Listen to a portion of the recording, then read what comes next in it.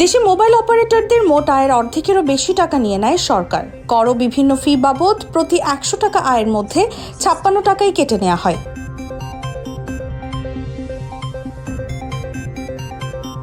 সরকারকে এত টাকা দিতে গিয়ে নিজেদের আয় ঠিক রাখতে হিমশিম খায় অপারেটরগুলো। ফলে গ্রাহক সেবার মান উন্নয়নের খুব বেশি বিনিয়োগ করে না তারা। ব্যবসা পরিচালনা ও মুনাফা ধরে রাখতে অপারেটরগুলো সেবার দাম বাড়ায়, যার চূড়ান্ত ভুক্তভোগী সাধারণ গ্রাহকরা।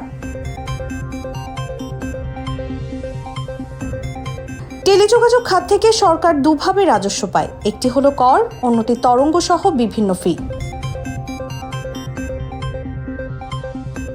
অপারেটরগুলোকে নিয়মিত উচ্চ মূল্যে তরঙ্গ কিনতে হয় এবং তার নবায়ন করতে হয়।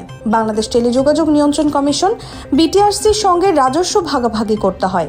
হার ৫.৫%। সামাজিক দায়বদ্ধতা তহবিলে দিতে হয় ১%। কর্পোরেট মুনাফার উপর করের হার ৪০ থেকে ৪৫%। সব মিলিয়ে মোট আয়ের প্রায় ৫৬% চলে যায় সরকারের তহবিলে। বিশ্লেষকরা বলছেন, এতে ভবিষ্যৎ বিনিয়োগের সুযোগ খুব সীমিত হয়ে পড়ছে, আর এর সরাসরি প্রভাব পড়ে গ্রাহকদের ওপর। মোবাইল অপারেটরদের দেয়া তথ্য অনুযায়ী দেশে মুঠোফোন ব্যবহারকারীর সংখ্যা প্রায় ১৮,৬১,০০,০০০।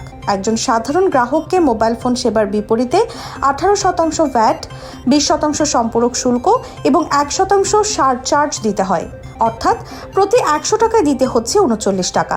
সরাসরি গ্রাহকের ঘাড়েই চেপে বসেছে ৩৯% এই কর ভার। বিশ্লেষকরা বলছেন, বিগত সরকার রাজস্ব আদায়ের একটি সহজ উপায় হিসেবে টেলিযোগাযোগ খাতকে বেছে নিয়েছিল, কিন্তু এ ধরনের সেবার উপর উচ্চ কর বিপাকে ফেলে দিয়েছে নিম্ন আয়ের মানুষকে। ২০২৪ সালের জুলাই থেকে ২০২৬ সালের মার্চ পর্যন্ত দেশে সক্রিয় গ্রাহক কমেছে প্রায় ১ কোটি। মোবাইল ইন্টারনেট ব্যবহারকারী কমেছে ১,৩৩,০০,০০০।